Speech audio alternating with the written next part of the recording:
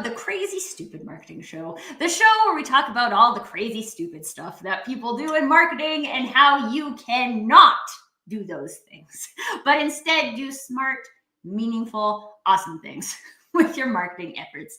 If you are joining us for the first time, welcome to the show. This show might feel a little bit different than some other shows that you have experienced before if this is your first time, because here what we do is we don't have answers for you. I feel like a lot of times with content, people are looking for like answers to things. We do not have answers for you, but we do have questions and interesting things to ponder. And so this is a space for you to try on ideas. We're going to talk about ideas today. We're going to talk about a whole bunch of crazy, stupid stuff that you've probably experienced to some degree. So this is an opportunity for you to like hear a different perspective on that, for you to get into the conversation, to ask your questions, to reframe your perspectives, bring your experience to the table. All of these things are available at the Crazy Stupid Marketing Show. So if you notice the fancy little comments area, wherever you're watching, you can ask your questions. Share your experiences. If you're an expert in the arena of brand evolution, which we are talking about today, feel free to share your insights or your experiences. The more conversation we have in the chat, the more robust we can make the conversation for you. If you are joining us and you have joined us before, welcome back. We are always glad to have you, and we're always glad to have your insights in the chat as well. So please feel free to put all of your lovely ponderings into the chat so you can share them with us today. On that note, what are we talking about today? Well, folks, we're talking about one that I wish people would just accept is a thing. Brand evolution. Your brand is going to evolve over the lifetime of your brand. it's not a thing that, I mean, well, I guess it's not really a thing if your brand only exists for like 2 years. But for any brand that has staying power, it exists. Brands have evolved. All of the big brands that you love have evolved over time. Now, there's one way that, I mean, I guess Kevin would probably agree. There's many ways that brands evolve. But specifically today, we're going to be talking about how emotional motivation can drive brand evolution. So there's, again, maybe lots of other things you've experienced as a listener that have led to a brand evolution. Today, specifically, we're going to talk about emotional motivation and why that's something important to look for when we're talking about brand evolution. So before we get too deep into the conversation, let's meet our guest for today. We have Kevin Perlmutter joining us from Limbic Brand Evolution. And like, this is kind of what you do, Kevin. You work with brands that are evolving. So tell us a little bit more about you and why emotional motivation came to be really one of the foundational principles that you work with. Yeah, I've been working in this field for quite a while. And about 6 years ago, I decided to leave my last company that I worked for to start my own company, which is a brand evolution strategy company. And the trigger for that was a unique understanding about emotional motivation, our topic for today.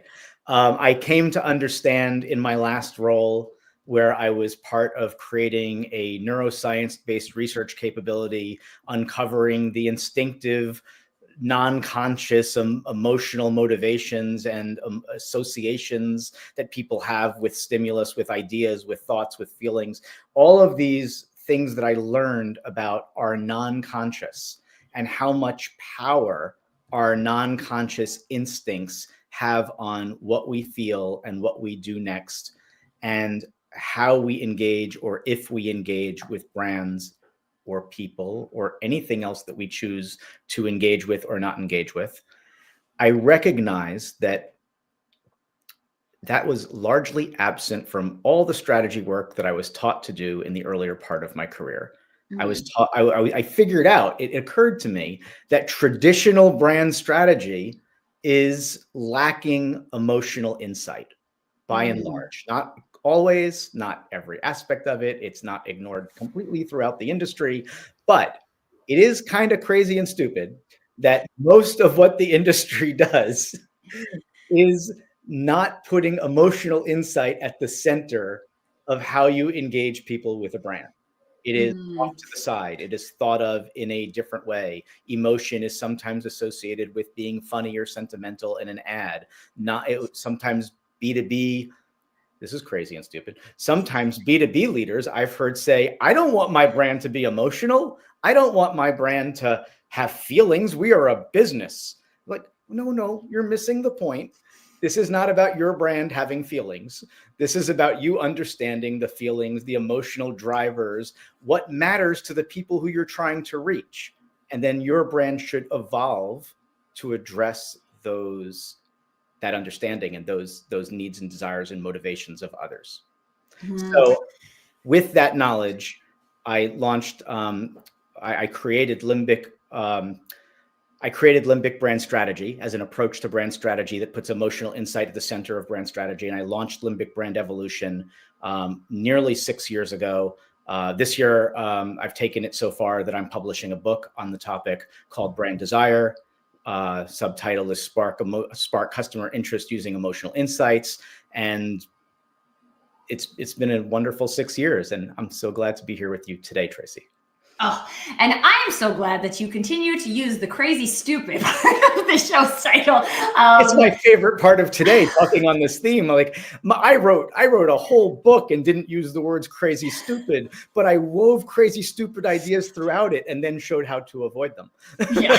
So I like to get to use those words.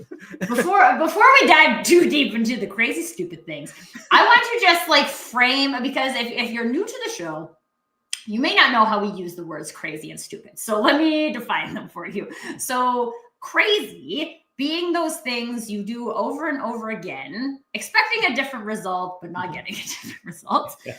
Definition of insanity, we're using crazy. And stupid in being that someone else told you to do it, but you don't know why. So those are really, and I always love how you define those. Yeah, the crazy stupid definitions we're working with today.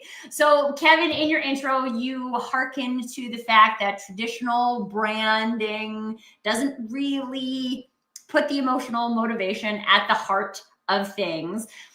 I would love to hear if you have some examples of that you could share. But also I'd really love to dig into like why is that happening? Yeah, let's start with that. Okay. Why? A few reasons, including the word why, but I'll get to that in a minute.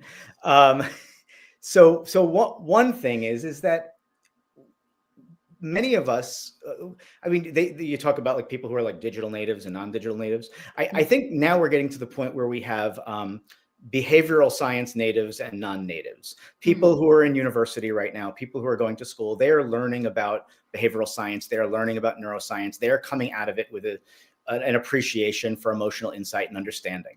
But those of us who have been in the business for 10, 15, 25 more years, whatever it's been, those of us who have been in the business for a while are non-behavioral science natives. We grew up in the era of persuasion-based marketing. Persuasion-based marketing goes back decades. It was what we did with TV commercials. It was what we did with all these things. And then what year is this? 25, 15, 16, 17, 18 years ago, we had this thing called the iPhone, which launched the mobile internet, which made online reviews very pervasive. It made social media out there. And all of a sudden, the power went to the people, right? So like, instead of an ad telling you what to think about a brand, all of a sudden people could share their experiences with brands, and brands could no longer hide bad experiences behind good advertising. And that all of a sudden created a situation where brands had to actually deliver the experience that they were promising or that people wanted, or else people would share thoughts about that and their brand would get a bad reputation. And the problem is that marketers have not caught up to this idea by and large, and are still very much using those basics rooted in persuasion-based thinking. So for instance, the unique selling proposition sounds to me like you're selling something. The proof points and reasons to believe, these words that are woven through creative briefs, it sounds like you're trying to prove to people something. You're trying to persuade them with reasons why they should believe. Then, jump forward a few years and you have this huge amount of gravitation toward finding your why. And this idea that, if you find your why and you tell people what you believe and what you stand for and what you're all about, they're going to aspire to come. But that's the equivalent of going to a bar and standing on a bar stool and saying, hey, look at me. I'm a pro athlete and I do all these wonderful things. You want to meet me? And without actually taking the time to understand the people who you're trying to meet. So in my experience, in my teachings, in my advocacy of a better way forward, what I'm helping brand leaders understand is that why, in the absence of who, is a half-baked brand strategy. Trying to sell in the absence of understanding what people need, want, and desire is a half-baked approach to marketing rooted in a persuasion era that's no longer as effective as understanding people's emotional motivations and meeting them there with messaging that is relevant and compelling and desirable. Oh, but Kevin, aren't emotionals very complicated and messy? From a business perspective, that sounds like something I want to avoid. Yeah, you don't want to mess with people's emotions. That's not fun at all. I mean, they don't like that. But you know what they do like? What they really do like? They like when they encounter a brand that seems like it was designed with them in mind, that feels like it speaks to them on a level that they are appreciative of, that talks about the benefits that matter most to them in their world without them having to dig too deep to figure that out. I mean, this is what people do like. So you don't want to mess with their emotions, but you do want to help them feel as though you're going to solve all their deepest needs and desires and challenges because you spoke to them in a way that seems like they talk to you already and they understand what you want. Okay, I need to dive into this. I feel like we need to dive into this for this episode. Is this concept of agitating pain points? Can we talk about that? Because I feel like, I don't know, I'm at least 3 or 4 internet marketing gurus have this whole thing about agitating pain points, right? Identify the pain points and then agitate the pain points. Yes, I heard that. And pain points are generally attached to our emotions somewhat. So first of all, what are your thoughts on that activity?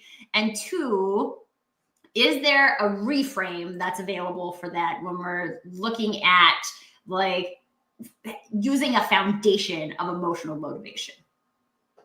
Yes. I think we need to address pain points, but agitating it goes a bit further than I mean, depends. I mean, we're nuancing words here, which is what I do for a living. So there's but I think I've heard people talk about, and different schools of thought that talk about, I literally heard someone say once, you need to find the pain point and then you need to rub it in their face or stick the knife in and twist it. And then you've got to and then bam. If you don't do this, you're a bad mother. Oh my goodness. That happens. You would be shocked. I'm not much shocks me, but I do believe that there is a way to address, and you must address pain points. But I don't know. I like to go with the positive outcome, not twisting the knife on the negative consequences. I mean, to me, I would like to share with people an opportunity for them to feel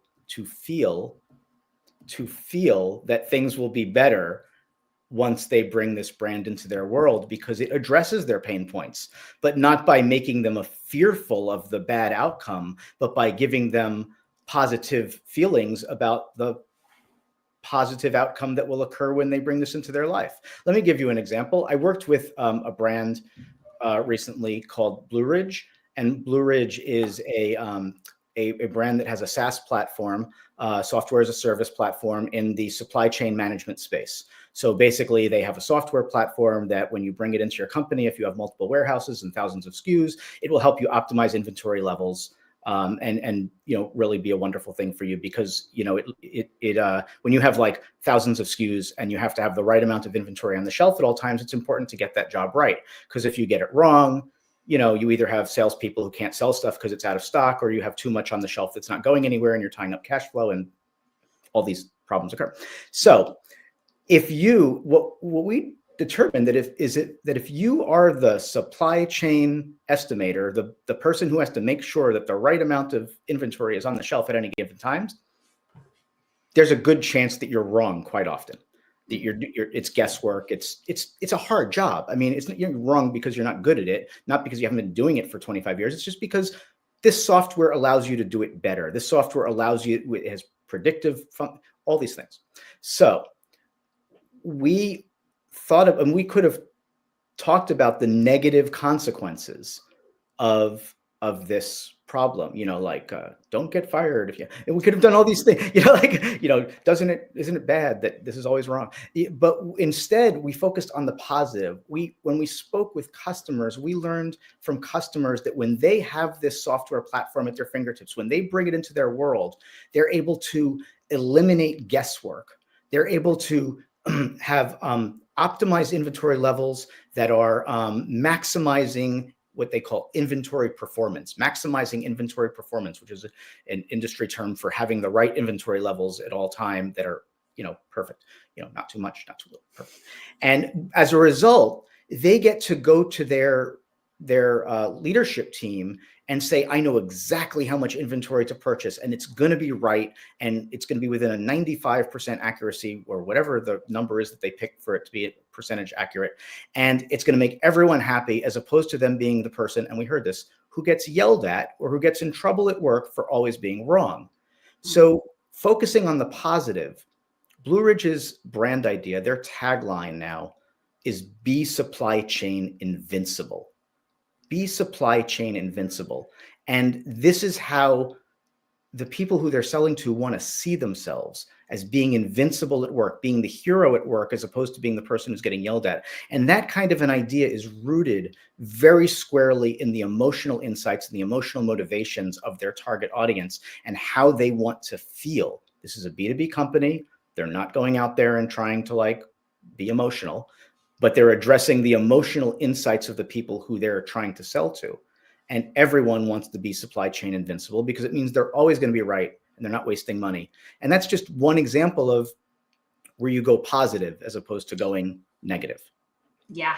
So let me ask you this, Kevin. How tied in to a company culture or corporate values is this ability to go there into the positive mindset? Because I do think there are also companies where they kind of use the fear from a culture perspective, whether that's internally in employee relations, or I think we've seen a lot of things in the last few years about return to work procedures that are just you have to be in the office, otherwise you're getting fired.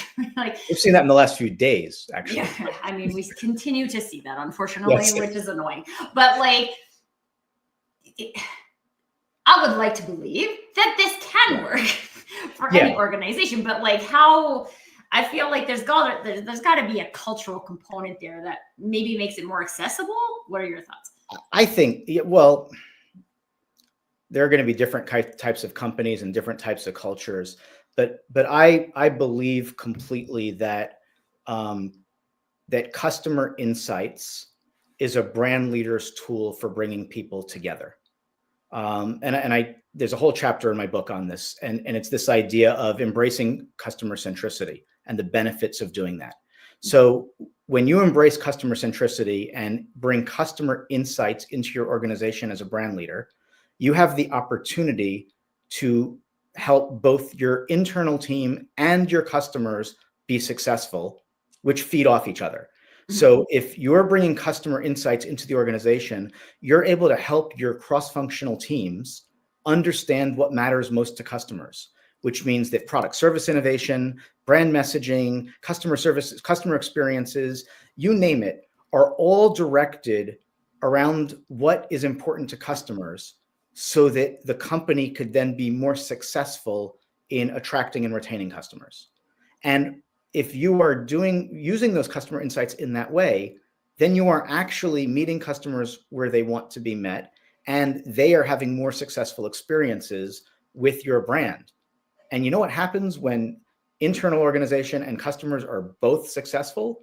It gets more successful, and the arrow goes back and forth between them. So your job as a brand leader, if you champion customer centricity, is a way to drive success on both ends.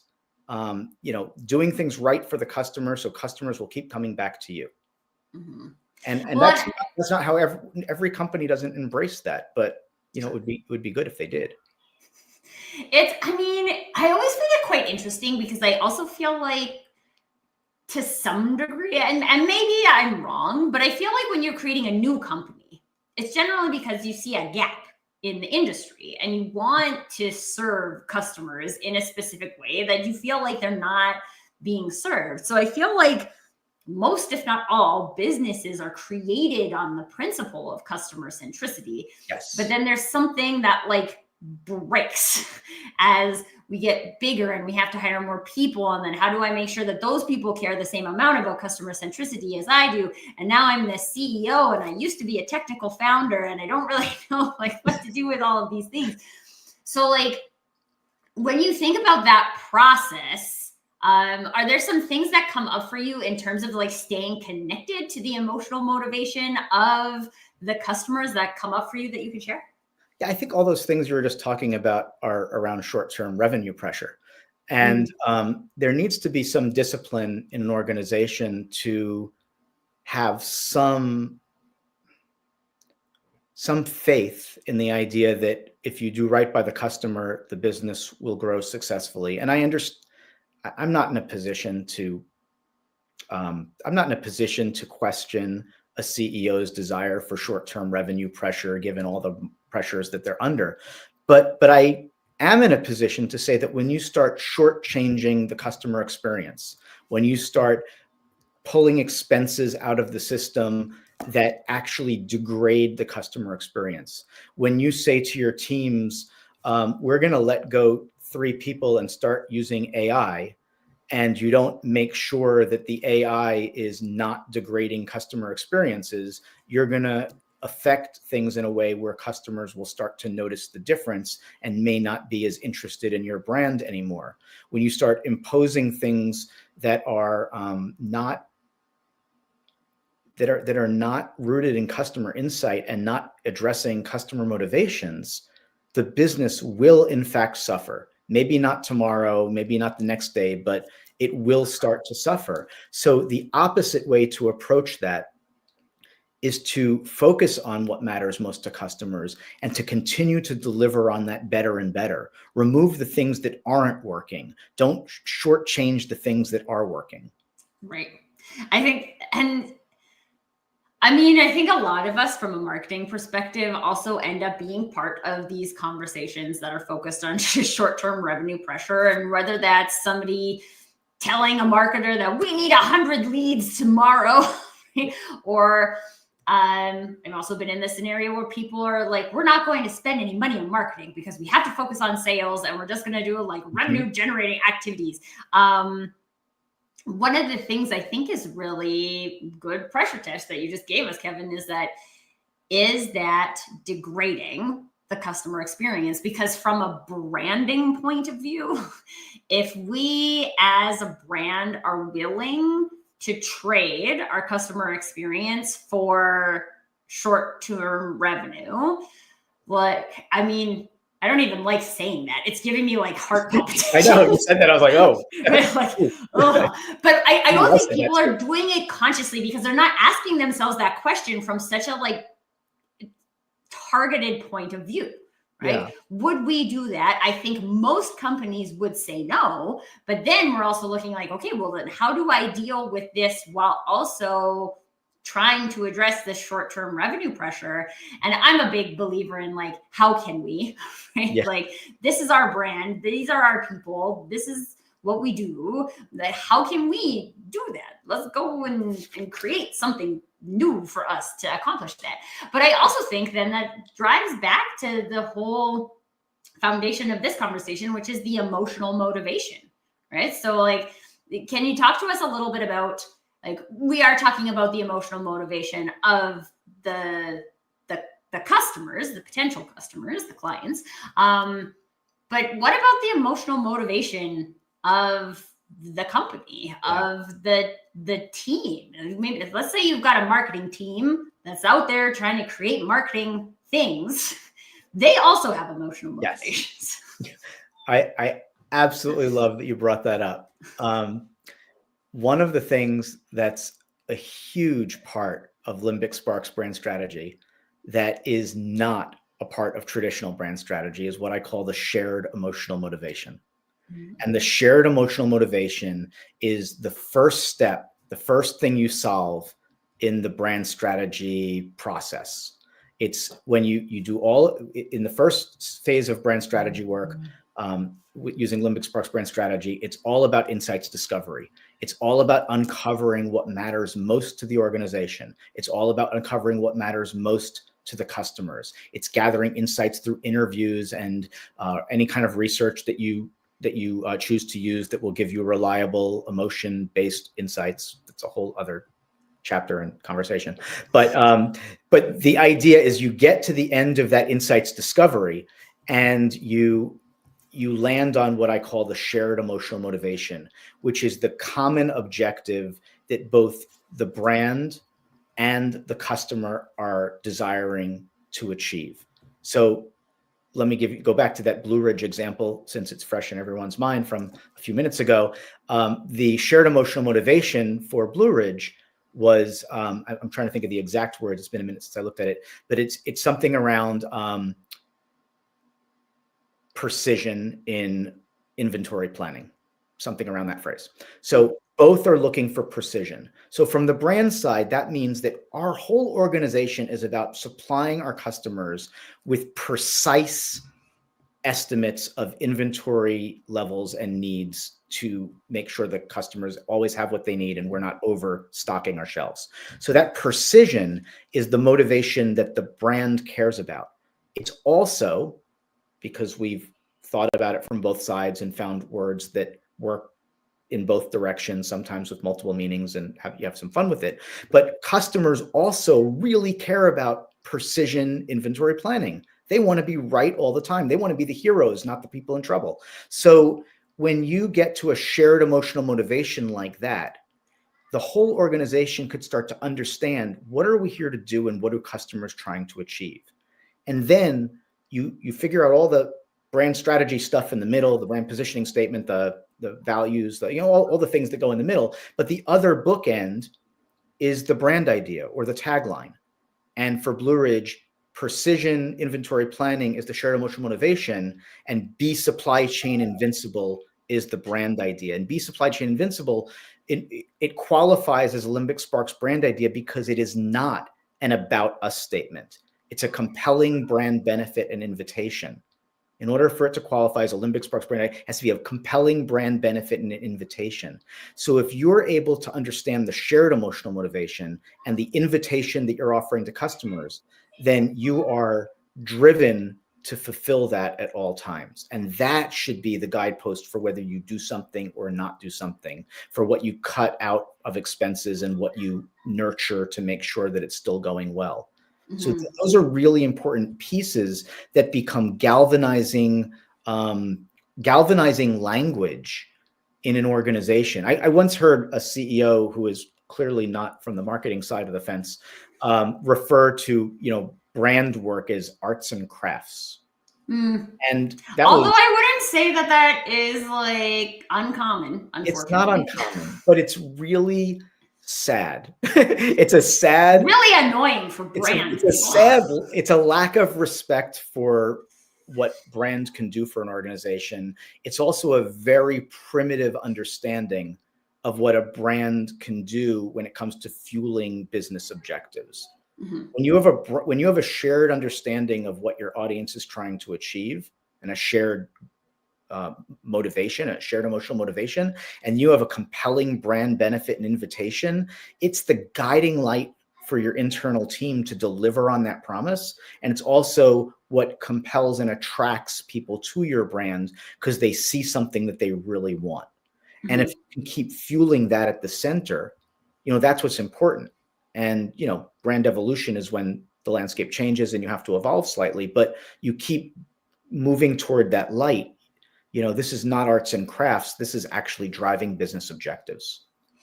I think that's a big point too, because I feel like I feel like all this happens to all different sides of the industry, but like people get siloed, right? It's marketing gets siloed, sales gets siloed, operations get siloed. And when we look at this from an actual like branding point of view, this is about shared emotional motivation, but it's not if we're just, and I think too, just to tie this back to, we talked about the why earlier, right?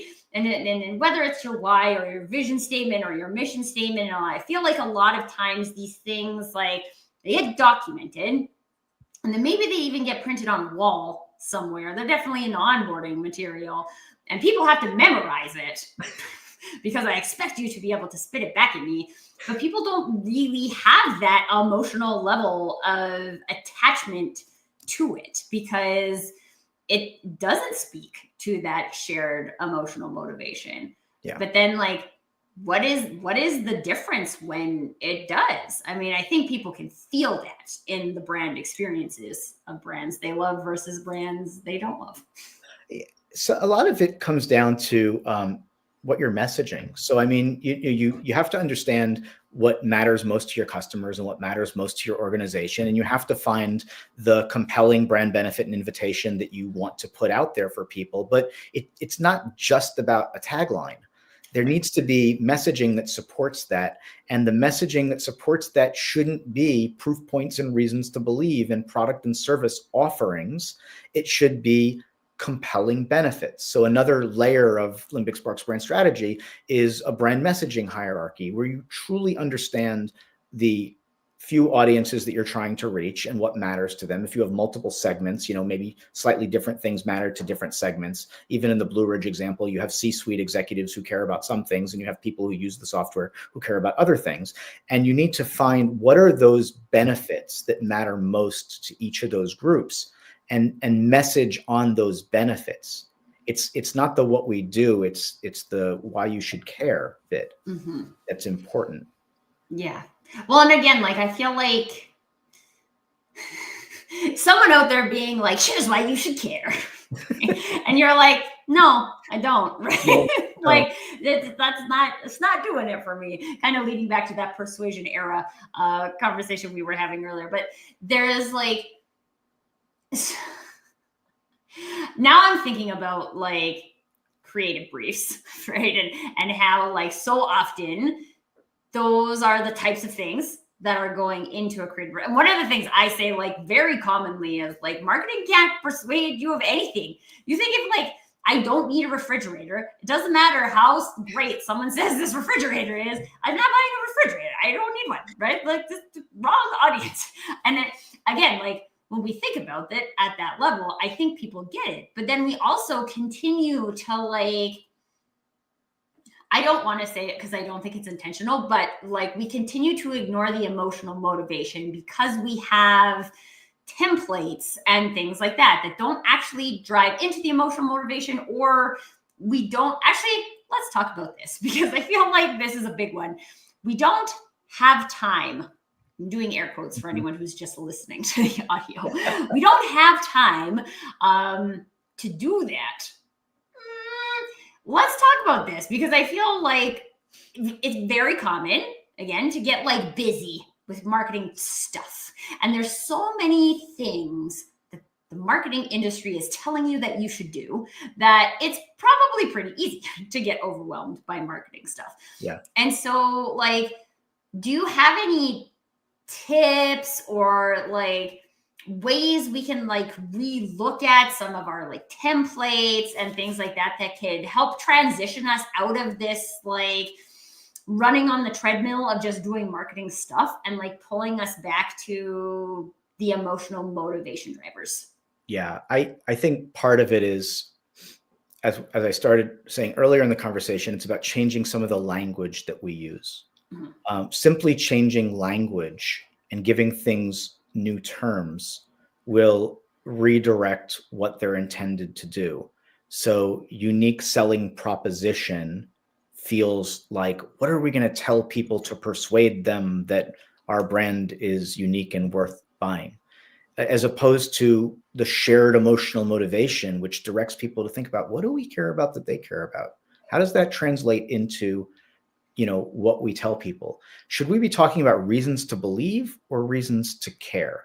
Reasons to care are rooted in what people care about. Reasons to believe are just abstract thoughts that we think people should know and believe.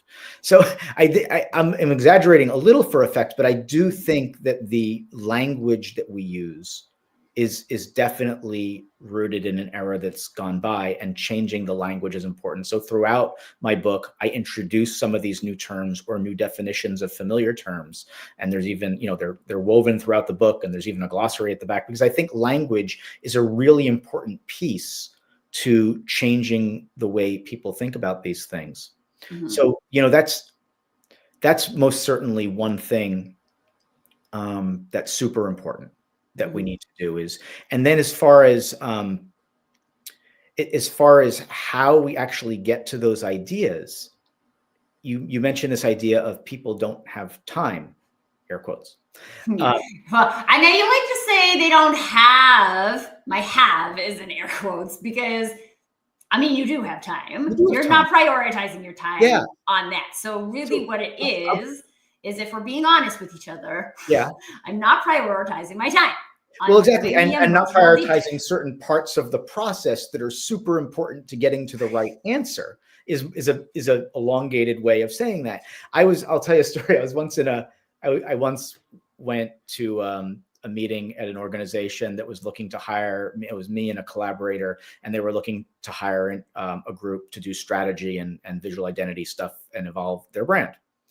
And we sat down at the table, and the CEO looked at us halfway through our credentials presentation or discussion or whatever, and said, so wait, do you guys have any ideas to share? Like spec work ideas to share? And I said, no, why do you ask? And he said, well, we had another agency in here earlier in the week, and they shared some spec work. I said, oh, so what they shared ideas, and like they floated recommendations for you to, and you liked them, and you thought maybe we should do the same. And he said, well, yeah. I said, how did they get to those ideas? Did they speak with you in depth before? Did they interview your customers or do some consumer research? So wait a second. So you really like their ideas, but they weren't rooted in insights or strategy that you're aware of? And were you planning on maybe going with any of those ideas? Are they going to charge you for the strategy work that they've never done? Or are they just going to jump right to creative development? I had so many questions. I was so confused. And and I said, listen, you're never going to get ideas from me that are rooted in a blank piece of paper or my gut instinct. I'm always going to have many more questions before I have any answers or recommendations.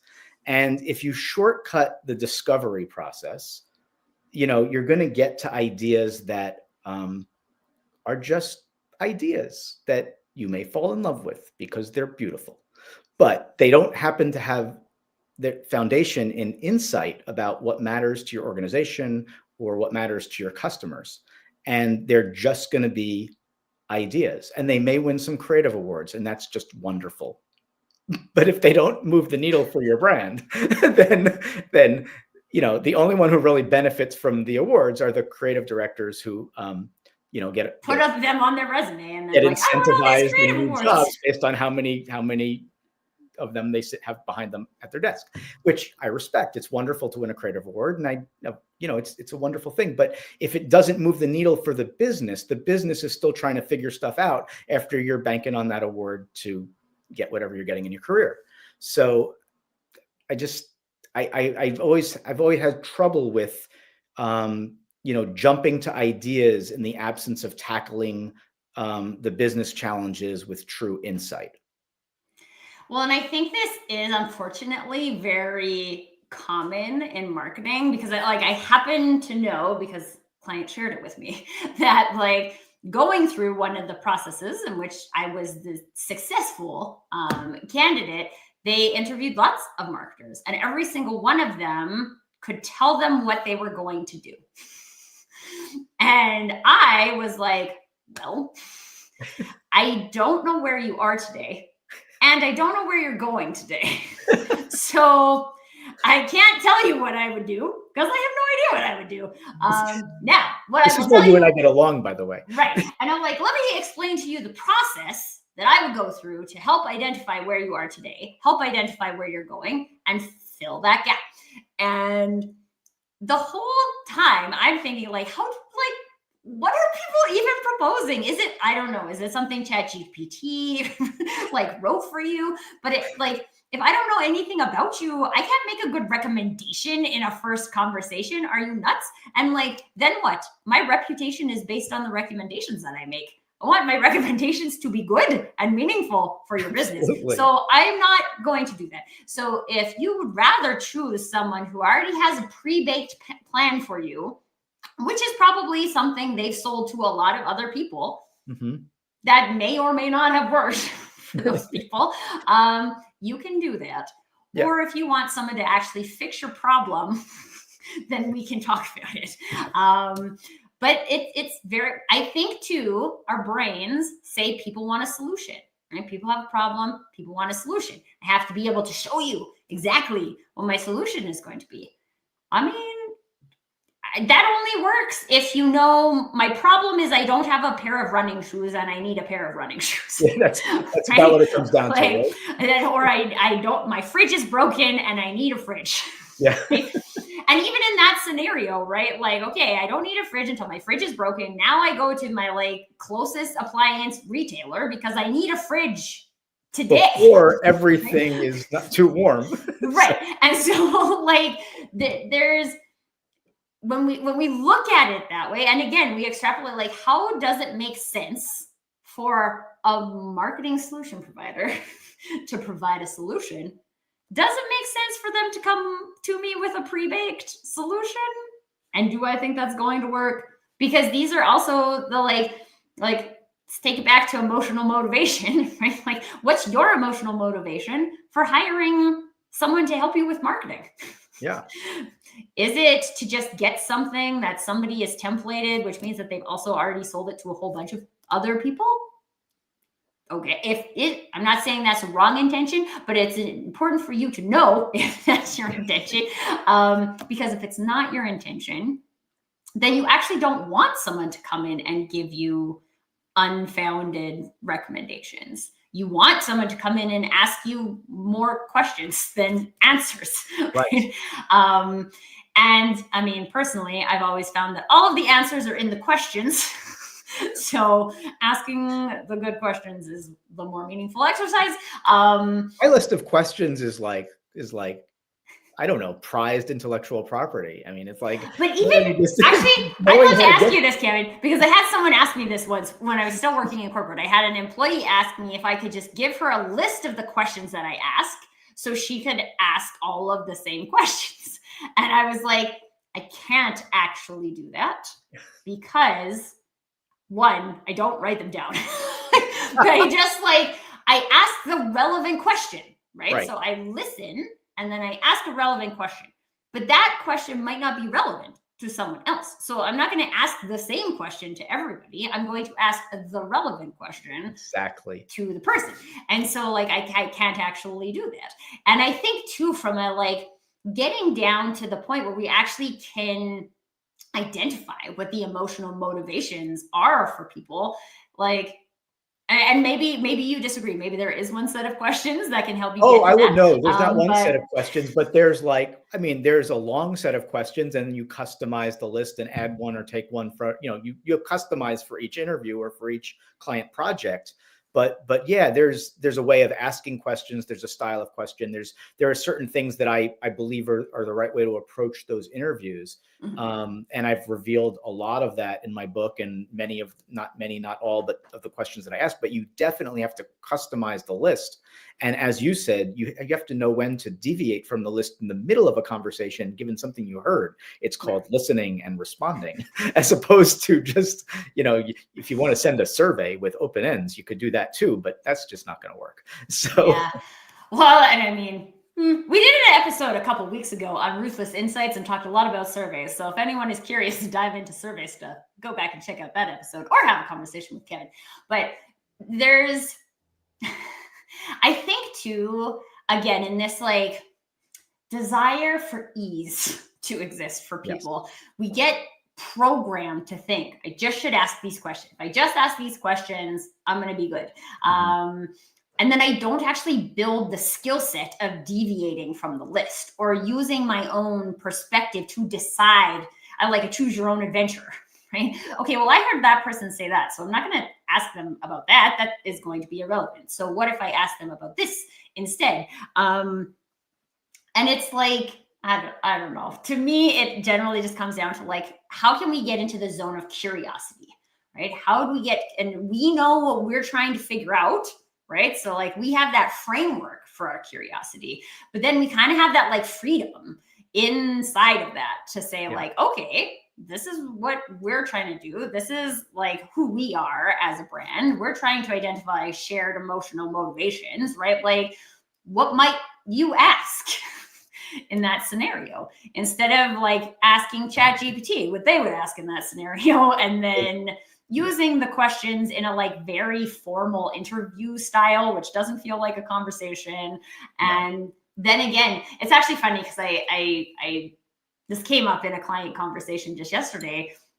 Like, I mean, we can send an NPS survey, right? But the brand experience we've created to this date that we want to survey them on is based on a specific type of experience. Is that going to match the experience that we've given them before? And it led to a really good conversation about like, okay, well, yes, we want that, but how can we? How can we do that in a way that we would do that? Not just like any old person would use SurveyMonkey to collect data, right? And so again, like when we look at, I don't know, when we slow down long enough to ask the question, I like really do believe that we end up getting to our destination faster. It may not seem like we're getting there faster because we're not there tomorrow, but also me sending out 1 million emails today isn't going to get us to our destination tomorrow. So it might look like we went faster, but we really didn't at all. I think it's so important to have an approach that gets you to the right answers. And one of the things that I've been able to do over the last several years is continually fine-tune this Limbic Sparks brand strategy approach and have faith in the process. We go into these situations with clients. If we went into situations with clients and we knew the answer as they started talking to us in the first meeting, then we're really not doing our job. Because there's no way that we can have the answers that quickly. When I go into these situations, I know that there's going to be a period of time where I'm collecting information and I'm listening and I'm taking a few notes on things that stand out to me. But I work very hard to not jump to any conclusions and not try to use confirmation bias to prove my instincts, along the way. I really wait. I wait until all the information has been gathered and then start working on that shared emotional motivation and then start working on the components of the brand strategy that come next and the messaging and seeing how it all fits together. And there's no way to start, if any client wants to work with me and wants answers that quickly or wants me to shortcut the process or wants me to skip the customer interviews, I'd rather not work with them because I can't, you said it before, I can't deliver the quality that my reputation is rooted in, and I'm not going to risk that. And I wouldn't waste their time or their money with ideas that aren't founded in the right level of insight. Well, and I think it's actually funny because I had this conversation with a lot of fractional resources is like, whose responsibility is it to defend that, right? And I mean, like my perspective is it's my responsibility. If you are hiring me as your fractional marketing, whatever we're calling it today, brand expert, it's my responsibility to help you understand that we can do this. And if we do this, this is how it's going to have an impact on the other things. Yes. Or this, like, this brand identity exercise is based on us being able to use this document for this type of activity. Right? If we can't use it for that type of activity, it serves no purpose. So here's how we have to like deep diving here.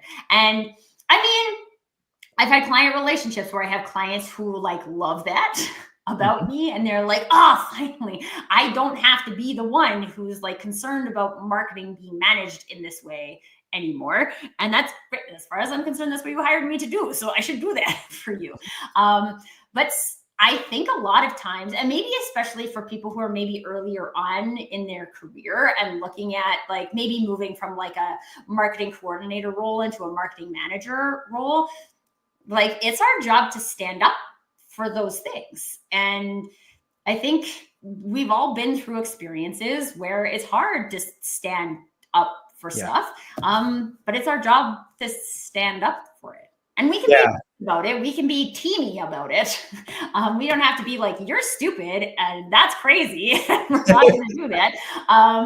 But we can identify crazy and stupid and help coach people away from crazy. Yeah, you can't keep repeating the same mistakes. There's another piece of it, which is what I call trickle-down confirmation bias, which is when leaders of organizations think they know things and they send it down to their team members and expect them to go with that level of information. I mean, trickle-down confirmation bias doesn't work if nobody's peeked outside the company in a little bit of time, if nobody's spoken to a customer, if nobody's figured out what's really going on and what really motivates people. And you can't keep banking plans on old, outdated insights. You really need to. This is why evolution, and this is why it's an evolutionary process that, you know, isn't a solution. It is an evolutionary process that evolves over time. And as new insights emerge, you need to take them on board. First, you have to have ears to be listening for the new insights to emerge. And then you have to take them on board and see how they affect your strategies and maybe your tactics. And those are important things to keep in mind. And, you know, we saw this a few years back when the world shut down and brands had to adapt very quickly. And, you know, some brands were able to stay on strategy, but deliver their services in new and relevant ways. And some were lost because they didn't know what their place was anymore. They didn't have a foundational idea for how they benefit customers. And, you know, they didn't know what to do in that time period. And they were also trying to use old insights about what mattered to people when all of a sudden people's priorities have shifted tremendously. I mean, another thing we saw during that time was the difference between habits and loyalty. Lots of brands thought that they had tremendous amounts of loyalty because people kept coming back to them. And in fact, what they had were people were in routines and habitually using their brand. And when the world changed, all of a sudden those people went away because the routine changed and the habit was no longer necessary. I mean, a habit is a non-conscious, repeated act through routine, and a loyalty is a conscious desire to keep engaging with something. So, you know, the illusion of loyalty came about, you know, when things changed and brands did not find ways to keep people loyal, keep people coming back, changing what they had to offer so that the habits would reformulate in a new way given the new scenario.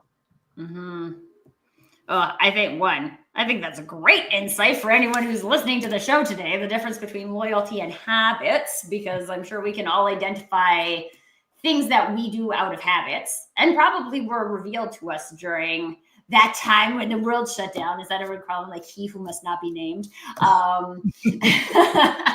We don't use the word COVID anymore. Like, I used to stop at XYZ coffee shop every day on my way home from school because I was taking my kid to school, but now I'm not taking my kid to school, so I don't stop at the coffee shop. And actually, instead, I was like, oh, I was spending a lot of money at the coffee shop, and I could just like buy this fancy coffee machine and make coffee at home, and it's going to be cheaper for me in the long run. Oh, everybody wins except the coffee shop. The routine changed and then, you went, oh.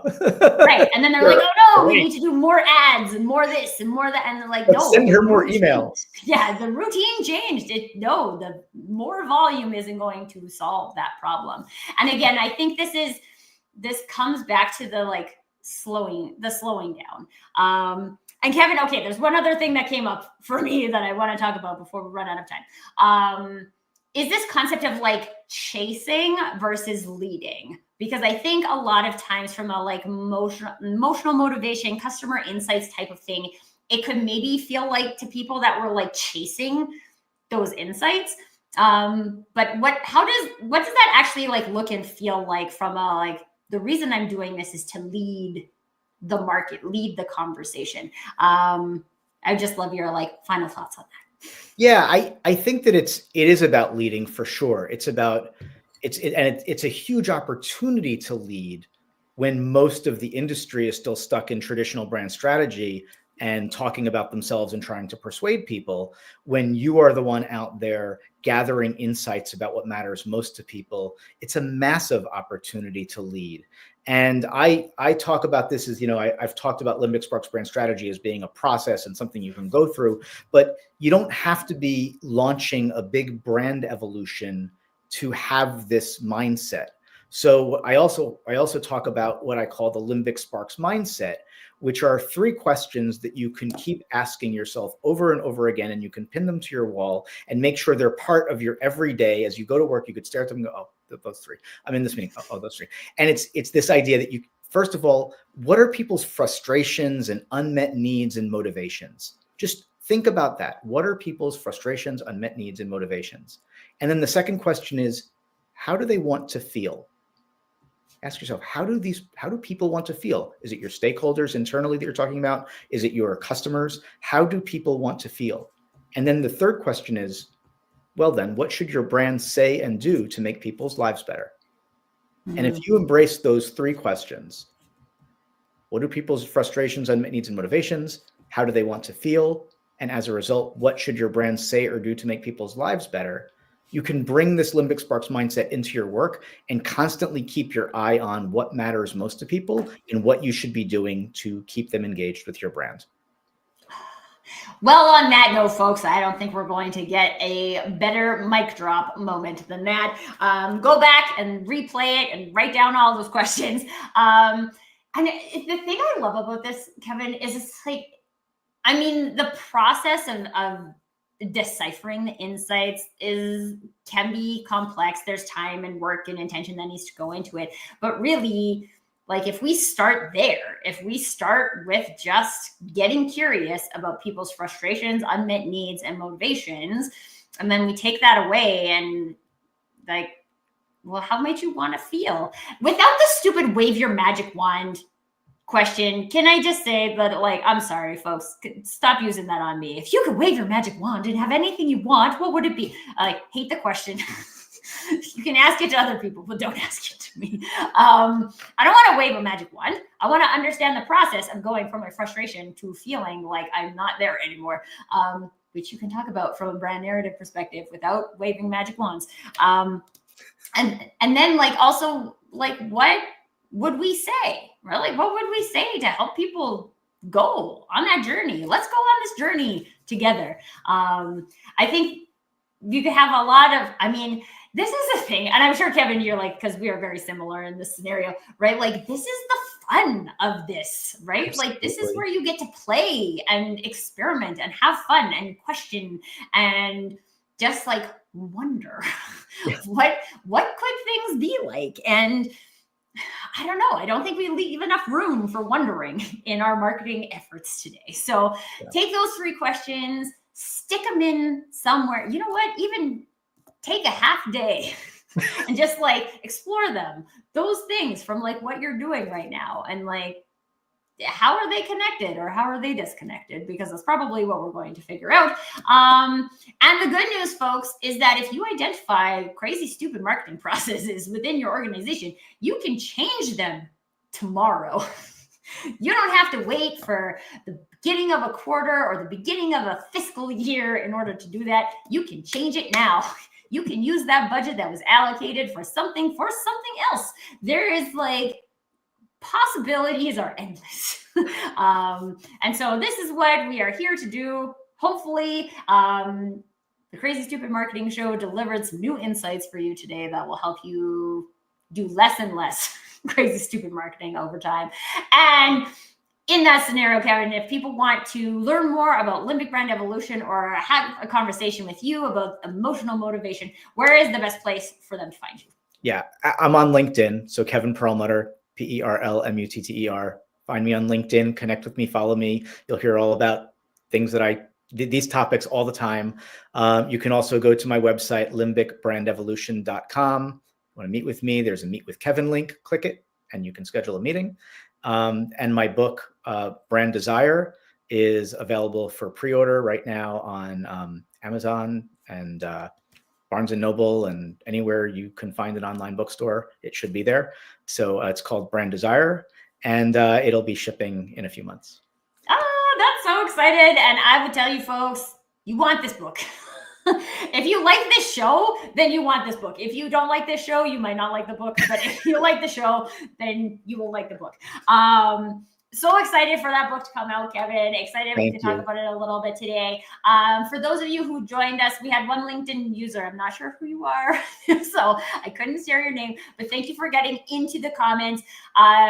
This, like all the conversations we have on the Crazy Stupid Marketing Show, is not a one and done. You didn't come here today and get all of the answers to all of the things you need to know from an emotional motivation, driving, brand evolution perspective. So if that is something that feels like it's important to you right now, that you are prioritizing, please stay in the conversation. Do not let this be the last conversation. Connect with me, connect with Kevin, stay in the conversation to explore what that means for you and where it is going to take you. And with that, my friends, until next time, permission to do you. Have a good one.